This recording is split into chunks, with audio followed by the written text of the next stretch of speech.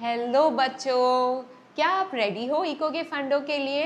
क्योंकि मैं तो फुल टू रेडी हूँ आप सबको इकोनॉमिक्स में 80 आउट ऑफ 80 दिलवाने के लिए। हाँ जी, सो आज हम लोग एक नया चैप्टर शुरू कर रहे हैं which is cost and revenue analysis. And I have seen that this has been a pain to the students asses, right? Anyway, हाँ, सो चलिए शुरू करते हैं। अब सी ये चैप्टर में ना इट्स लाइक कि और भी जैसे we are doing 5 case based questions, right?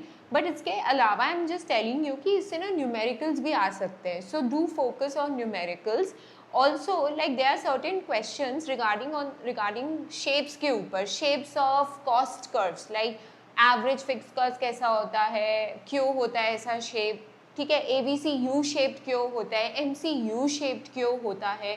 तो ऐसे टाइप के भी ना क्वेश्चंस आते हैं which is very direct question, right? ये तो जब आप पढ़ रहे होगे, आप पढ़ रहे होगे कि एबीसी एमसी यू शेप्ड क्यों है, लॉ ऑफ वेरिएबल प्रोपोर्शन के वजह से। तो ये क्वेश्चंस भी ना एक बार अलग से प्रैक्टिस कर लेना, बिकॉज ऐसे क्वेश्चन बोर्ड एग्जाम्स में आए हुए हैं, ठीक है? मैं उन डायरेक्ट क्वेश्चंस को नहीं कवर कर रही हूँ बिकॉज आई होप दैट आप लोग का ऑलरेडी पढ़ा हुआ है। इन केस अगर आपको कोई भी डाउट है, you can just reach out to me by commenting or by just sending a mail on my email ID which is there in the description box. Okay, चलिए तो शुरू करते हैं। हमारा जो फर्स्ट क्वेश्चन है वो ये है कि give reasons for the following. Okay, so सबसे पहला पॉइंट क्या पूछ रहा है कि TC and TVC do not start from the same point. अब देखो, इन्होंने क्वेश्चन में ही शॉर्ट फॉर्म्स यूज किया, टीसी एंड टीवीसी। तो आप क्या कर सकते हो, आप आंसर में बस एक बार फुल फॉर्म यूज कर लो, ब्रैकेट में आप लिख देना TC for total cost, TVC for TVC total variable cost. एक बार बस आप लिख देना, उसके बाद आप भी शॉर्ट फॉर्म्स यूज कर सकते हो, कोई मार्क्स डिडक्शन नहीं होगा, ठीक है? या so TC and TVC do not start from the same point. तो आपको पता है टीसी क्या होता है, it's summation of TVC and TFC. और टीएफसी क्या होता है, वो थ्रू आउट कॉन्स्टेंट रहता है all the levels of output. और टीएफसी का शेप क्या होता था, horizontal line parallel to the X axis. On the other hand जो टीवीसी होता था वो ओरिजिन से शुरू होता था and it was inverted S shaped, right? और टीसी क्या है, वो समेशन है टीवीसी और टीएफसी का। एंड टीसी का कुछ वैल्यू होता है, जीरो लेवल्स ऑफ आउटपुट। तो पता है टीसी जो होता है ना, even at zero level of output TC has some value which is equal to what, TFC, which is equal to TFC, and that is why TC and TVC do not start from the same point. अब इसी को तुमको लिखना है, इसमें diagram बनाने का ज़रूरत नहीं है, ये 2 मार्क्स टाइप में आ सकता है, अगर बनाना हो बना लो, बट मैंडेटरी नहीं है, रीजन बेस्ड में मैंडेटरी नहीं है। नेक्स्ट पूछा है ATC and ABC do not intersect, do not touch each other. So ATC और ABC एक दूसरे को टच तभी करेगा ना, या इंटरसेक्ट तभी करेगा ना, जब दोनों इक्वल होगा at some point of time. But वो लोग इक्वल हो ही नहीं सकते, ठीक है? इट्स लाइक करण जौहर का लड़का एंड लड़की उनके मूवी का, ठीक है? इट्स लाइक कि वो लोग पास आ सकते हैं, बट वो लोग कभी ज़रूरी नहीं है कि उनका हैप्पी एंडिंग हो और वो लोग साथ रहे एंड में, ठीक है? So here also you can say that हमारा ATC और ABC पास आएगा, ज़रूर पास आएगा, बट वो लोग कभी एक दूसरे से इंटरसेक्ट नहीं करेगा, एक दूसरे से मिलेगा नहीं, हैप्पी एंडिंग नहीं होने वाला है स्टोरी का, ठीक है? क्यों? क्योंकि इनके बीच का जो डिफरेंस है, इनके बीच का जो मिसअंडरस्टैंडिंग है, वो कभी ख़त्म ही नहीं होने वाला। इनके बीच का जो मिस्टेक है वो क्या है, वो है AFC, and AFC can never be zero, and that is why ATC and AVC will never intersect each other, ठीक है? बस इसी को ड्रामेटिकली आप समझ तो गए हैं, बट इसको प्रेजेंट भी तो करना पड़ेगा। तो चलिए शुरू किया जाए, लिखते हैं। सो एक बार देखो, मैं फुल फॉर्म लिख दे रही हूँ, टोटल कॉस्ट ब्रैकेट में TC and total cost is the sum total of total variable cost also known as what, TVC, and total fixed cost which is known as TFC। आप तुम short form use कर सकते हो अपने remaining answer में, ठीक है। सो TFC remains same at all the levels of output and TVC changes with the change in output. At zero level of output, at zero level of output, TC is equal to TFC, as TVC is 0 at zero level of output.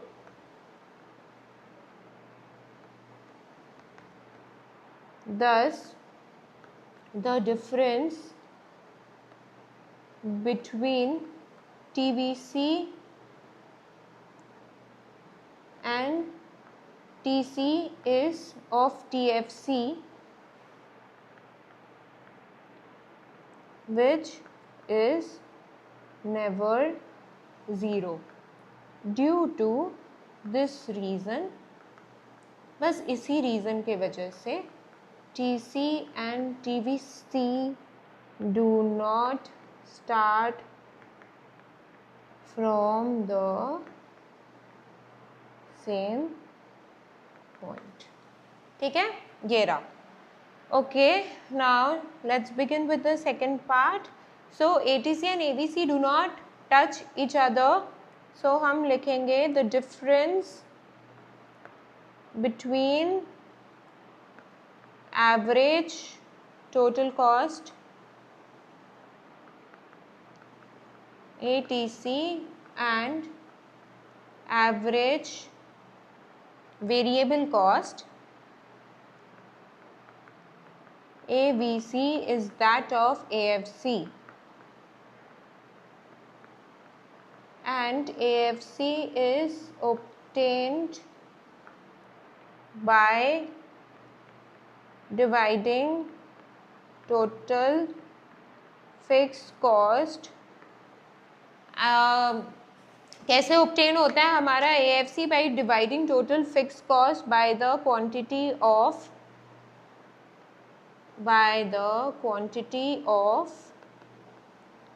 output produced।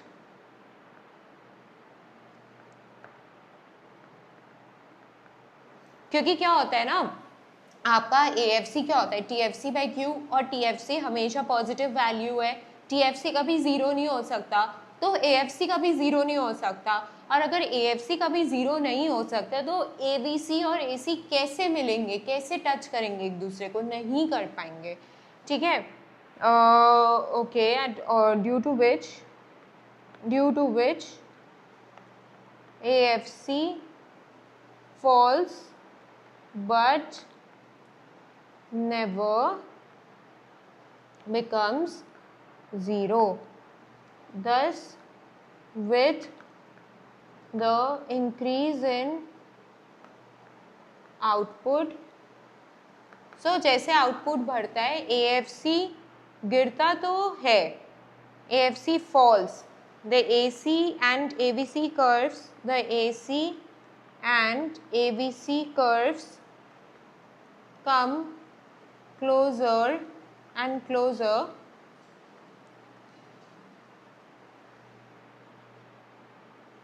but do not meet or touch each other, as AFC cannot, भाई इनका जो difference है वो ख़त्म ही नहीं हो रहा है, it can not be zero, ठीक है, as AFC can not fall to 0।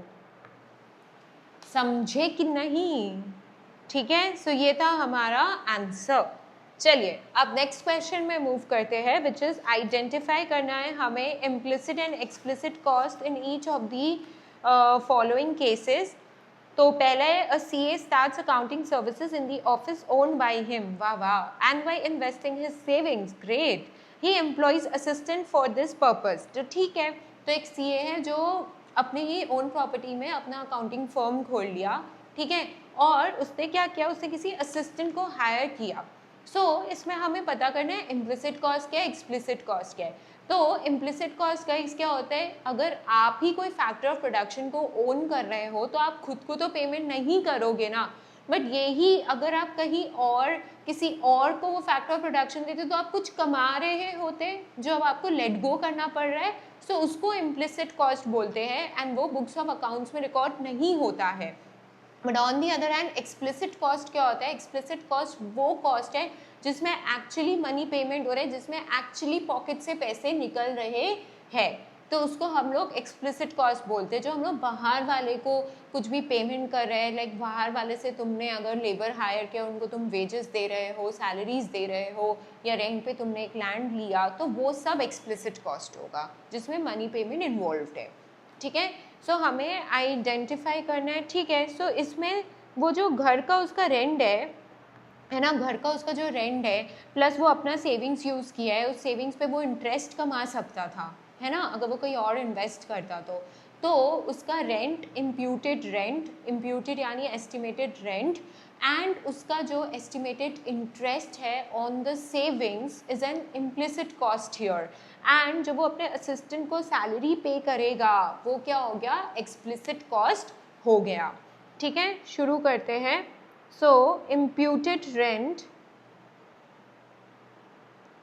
imputed rent of the owner's office is an implicit cost। ये एक implicit cost है, ठीक है, because it is not recorded in accounts, क्योंकि वो खुद को थोड़ी पेमेंट करेगा रेंट, तो ये बुक्स ऑफ अकाउंट्स में भी नहीं रिकॉर्ड होता, ये एस्टिमेटेड कॉस्ट ये बुक्स ऑफ अकाउंट में भी नहीं रिकॉर्ड होएगा। Because it is not recorded in accounts. और क्या था, imputed interest on his own saving, जो वो अपने बिजनेस में पैसा लगा दिया बट ये वो कहीं और सेव करता है, he would have earn some interest which he is letting go. So that's the implicit cost. What is the implicit cost? Estimated interest on his own savings is implicit cost. ये implicit cost है because this interest is not actually paid and not recorded in books of accounts.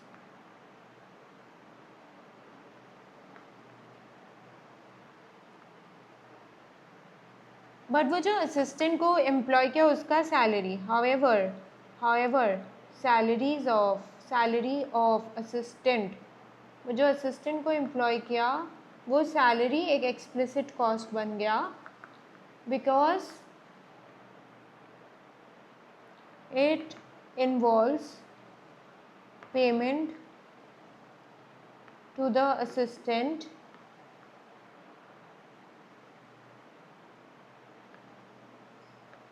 ठीक है, and is recorded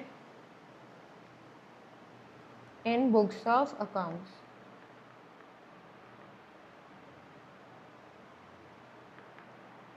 चलिए next, a farmer takes a farm on rent and carries on farming with the help of a family member. Farm rent पे लिया तो rent explicit cost हो गया क्योंकि पे करना पड़ेगा एंड अब वो अपने फैमिली मेम्बर के साथ खेती बाड़ी कर रहा है तो ऑफकोर्स वो सैलरी तो नहीं देगा, राइट तो उस केस में सैलरी हो गया इम्प्लिसिट कॉस्ट बिकॉज वही फार्मर का फैमिली मेम्बर अगर कहीं और कर रहा होता काम तो उसको सैलरी मिलता जब उसको नहीं मिलने वाला, ठीक है। Okay, write down estimated salary of farmer and his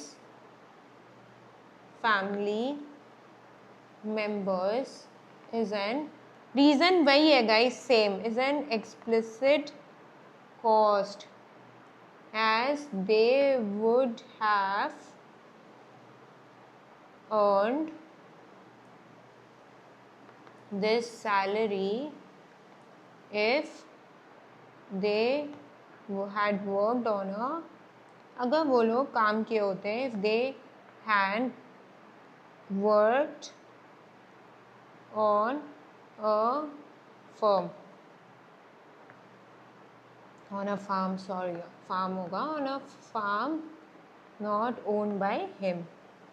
अब अपने फैमिली मेम्बर को तो पैसा पकड़ाएगा नहीं, एक्सप्लॉइट ही करेगा।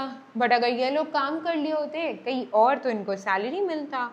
तो देयरफॉर ये एक हमारा इम्प्लिसिट कॉस्ट है। But rent paid is an explicit cost. But जो रेंट पेड है वो एक्सप्लिसिट कॉस्ट है। Why? As it involves payment to the landlord. ठीक है, रेंट पेड जो है गाइस वो बट एक एक्सप्लिसिट कॉस्ट होगा क्योंकि पॉकेट से पैसा निकल रहा है। ठीक है, चलिए अब हम लोग थर्ड क्वेश्चन में मूव करते हैं, जहाँ हमें बोला है कि हमें विथ रिलेशन हमें रिलेशन एक्सप्रेस करना है A R and M R का under imperfect competition. So imperfect competition याद है आपको क्या होता था? यहाँ सेलर को एडिशनल कमोडिटी बेचने के लिए प्राइस रिड्यूस करना पड़ता था, राइट? तो हम लोग पहले डायग्राम बनाएंगे एंड अगर तुम लोग को याद होगा तो दोनों ही कर्व्स डाउनवर्ड स्लोपिंग थे, बट एम आर तो 30 मार्क खा है। वो कैसे नीचे होके एक्स एक्सिस को टच करके एकदम नेगेटिव भी हो जाता है और ए आर कंटिन्यूसली फॉल करता है। You know, AR is always greater than MR for all the levels of output, right? तो चलो अब हम लोग इसका रिलेशनशिप को लिखते हैं।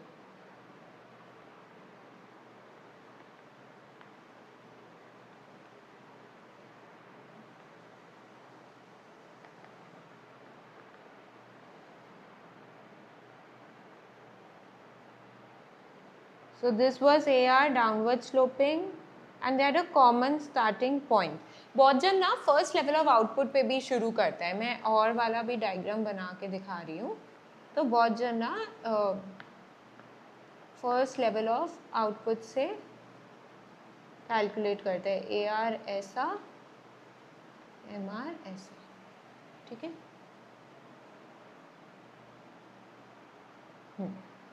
चलिए सो अब हम लोग लिखेंगे, डायग्राम बना लिया हमने।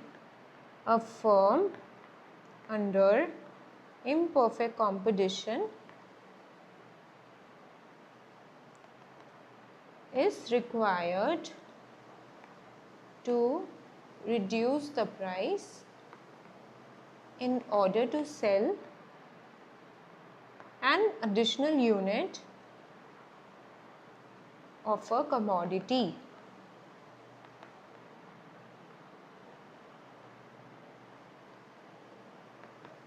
Therefore, average revenue ब्रैकेट में AR और price falls continuously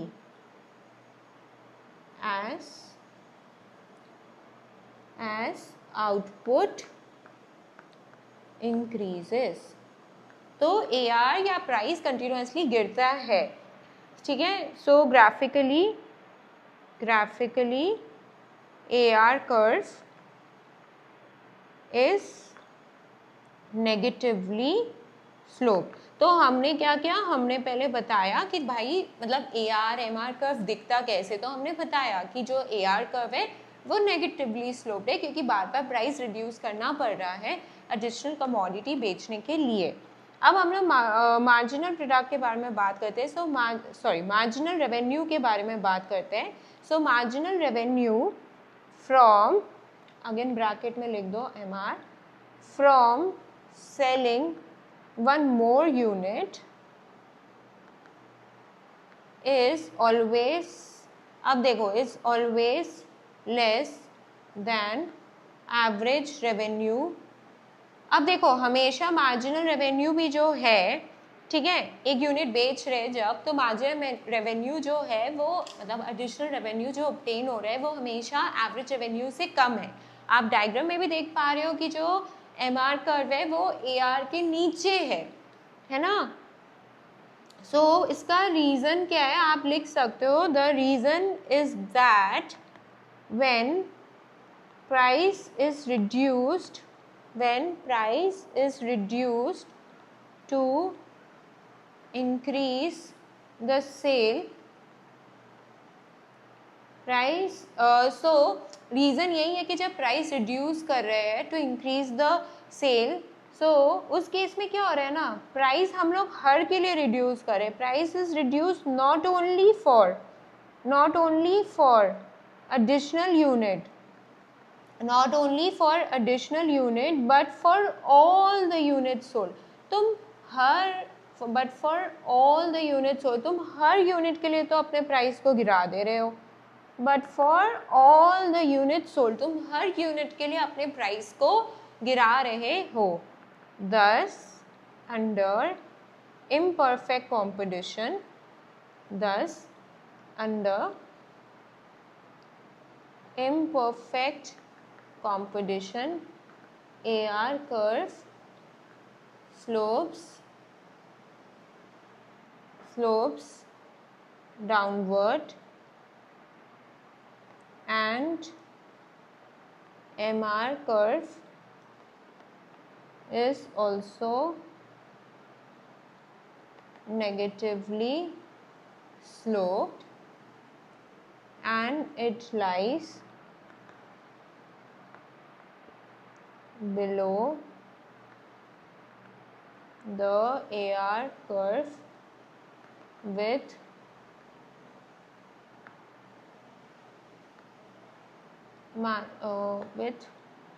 marginal revenue being always less than average revenue. Also तुम ये भी लिखना, the rate of fall of MR is twice as that of AR. ठीक है, सो ये रहा हमारा complete answer, this will be our complete answer कि ऐसा क्यों हो रहा है। ठीक है, चलिए अब हम लोग नेक्स्ट क्वेश्चन में मूव करते हैं। क्वेश्चन पूछा है which short run cost curve is asymptotic to both the axis and Y. सो कौन सा कर्व असिम्प्टोटिक होता है guys, average fix cost asymptotic होता था to both the axis, average fix cost है ना। असिम्प्टोटिक का मतलब क्या होता है कि ये दोनों एक्सिस को अप्रोच तो करेगा but it will never touch both the axis. मतलब जो हमारा AFC था, अगर आपको याद हो तो हमारा AFC कर्व बनाना नहीं है, जो बता रही हूँ, AFC कर्व ऐसा हुआ करता था ना, तो वो अप्रोच करता था एक्स एक्सिस को, बट क्या वो टच करता था? नो, क्योंकि अगर वो एक्स एक्सिस को टच करने के लिए अगर वो ऐसा टच किया तो मतलब उसका वैल्यू ज़ीरो हो जाएगा at certain level of output. समझो, उसका वैल्यू ज़ीरो हो जाएगा at certain level of output. और एवरेज फिक्स कॉस्ट क्या होता है? Total fixed cost by quantity, and total fixed cost will always be there in short run. TFC can never be zero in short run, TFC can never be zero in short run. तो अगर TFC zero नहीं हो सकता तो AFC भी कभी zero नहीं हो सकता, ये हमने अभी भी किया था। तो दैट इज़ वाई आपको पता है AFC जो है वो एक्स एक्सिस को अप्रोच तो करेगा बट वो कभी टच नहीं करेगा। सिमिलरली वो वाई एक्सिस के एग्जैक्ट पॉइंट से शुरू नहीं हो रहा, वो वाई एक्सिस के एग्जैक्ट पॉइंट से शुरू नहीं हो रहा है। मतलब जीरो लेवल ऑफ आउटपुट पे भी AFC का वैल्यू क्या होता है? TFC बाई क्यू, एंड आपको पता है जीरो लेवल ऑफ आउटपुट पे TFC तो होता है। सो TFC बाई क्यू, से फॉर एग्जाम्पल अगर TFC 100 है तो 100 बाई ज़ीरो अनडिफाइंड होएगा ना। तो हम ये तो बोल सकते हैं ना कि even at zero level of output there is some value of AFC। ऐसा नहीं है कि ज़ीरो लेवल ऑफ आउटपुट पे AFC ज़ीरो है। So that is why AFC जो है वो वाई एक्सिस को भी टच नहीं करेगा, वो वाई एक्सिस को भी टच नहीं करेगा। सो अब यही असिम्प्टोटिक का मतलब यही होता है कि वो अप्रोच करता है एक्स एंड वाई एक्सिस को, but it never touches them. So हमसे यही रीज़न पूछा है कि Y, which one and Y so. तो हम लोग लिखेंगे कि average fix cost AFC is asymptotic to both the axes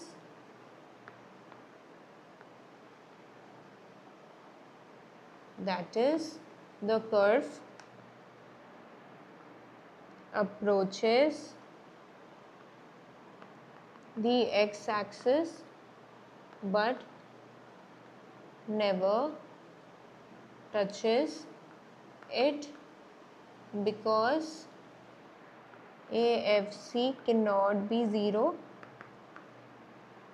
क्योंकि इसका जो पेरेंट है वो ज़ीरो कभी नहीं हो सकता.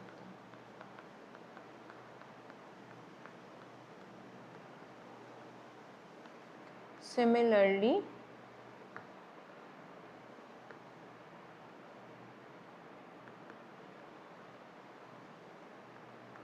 TFC has a positive value at very zero level of output. Moreover,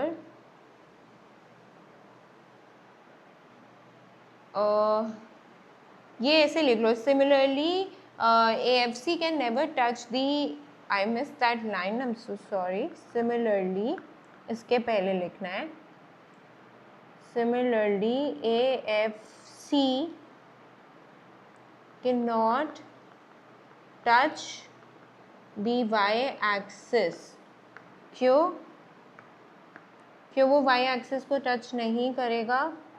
Because TFC has a positive value at a very zero level of output, at a very zero level of output.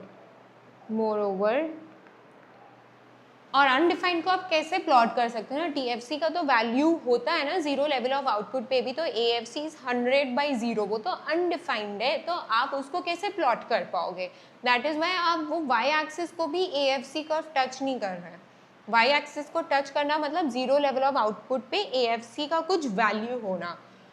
But the problem is what guys, problem यही है कि zero level of output पे TFC का कुछ value होता है, और TFC bye output करते हो तो AFC निकलता है. तो TFC/0 कर रहे हो जब, तो अनडिफाइंड निकल रहा है वैल्यू, अनडिफाइंड निकल रहा है. ठीक है, इसलिए more over AFC curve is a rectangular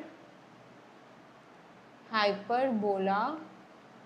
Moreover, AFC curve is a rectangular hyperbola showing constant level of TFC at all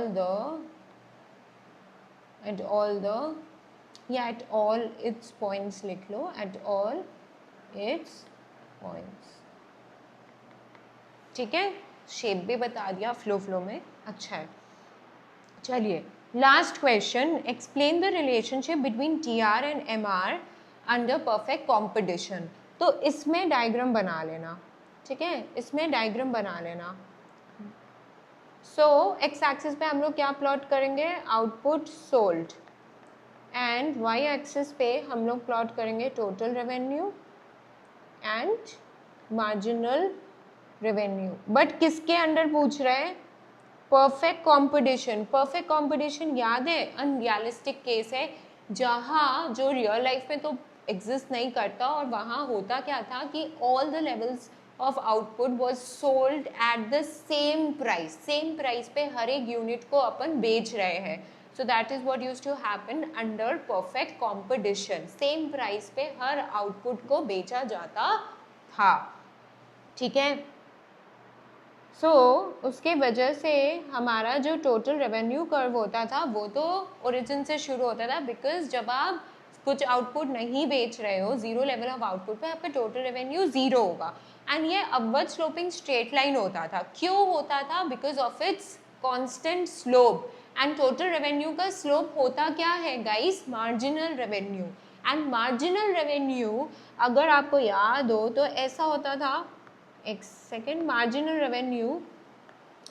revenue कैसा होता था? एकदम स्ट्रेट लाइन, ऐसा parallel to the X axis. This was हमारा M R curve ना, M R price A R, है ना। So M R constant रहता था थ्रू आउट। आप जीरो लेवल ऑफ आउटपुट, मतलब वन लेवल ऑफ आउटपुट बेचो, टू बेचो, it use to remain the same, right. So that is why अगर T R का जो स्लोप है एम आर वो कांस्टेंट है, सो टी आर तब तो पॉजिटिवली स्लोप्ड स्ट्रेट लाइन ही होगा ना, स्ट्रेट लाइन ही होगा, ठीक है। एंड पॉजिटिवली स्लोप्ड होगा क्यों? क्योंकि जैसे जैसे आउटपुट बढ़ेगा टोटल रेवेन्यू बढ़ेगा। सो तुमको यही रिलेशन लिखना है, रिलेशन में यही लिखना है। पहले तो एक्सप्लेन करना है कि कर्व कैसा दिखता है दोनों, फिर तुमको यही एक्सप्लेन करना है कि जो टोटल रेवेन्यू है वो पॉजिटिवली स्लोप्ड इसलिए है क्योंकि इसका जो स्लोप है एम आर वो कांस्टेंट है। That's it, yes that's it. ये क्वेश्चन आने को ज़्यादा से ज़्यादा you can get it for 2 marks type question, ठीक है। सो हम लिखते हैं, चलिए, a firm under perfect competition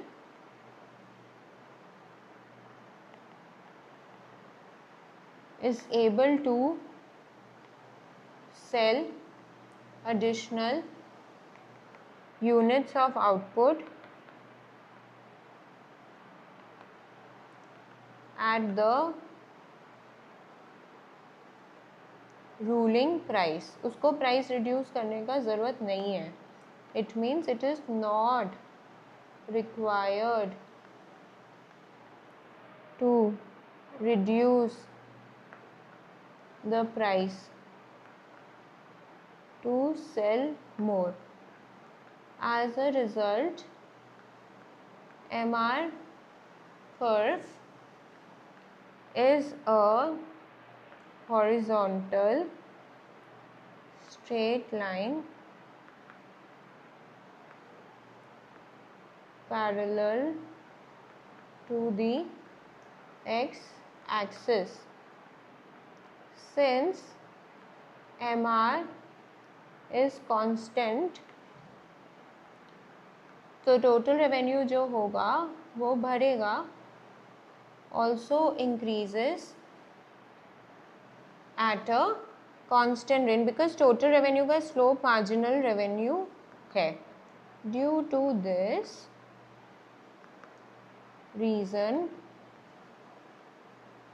total revenue curve is a positively sloped straight line, as total revenue is zero at zero level of output.